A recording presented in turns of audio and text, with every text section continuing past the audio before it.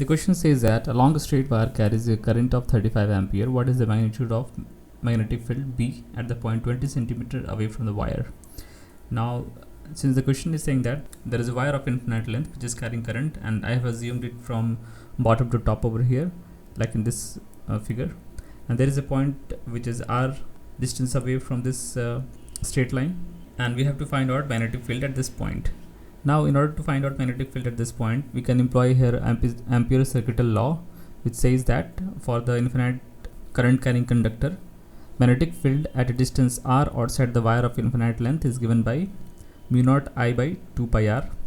And since we know the values of mu naught and the value of current is given, and the distance of separation between the wire and the point is given, that is 20 centimeter or 0.2 meter. By substituting the values, we will get the answer as 3.5 into 10 to the power minus 5 Tesla.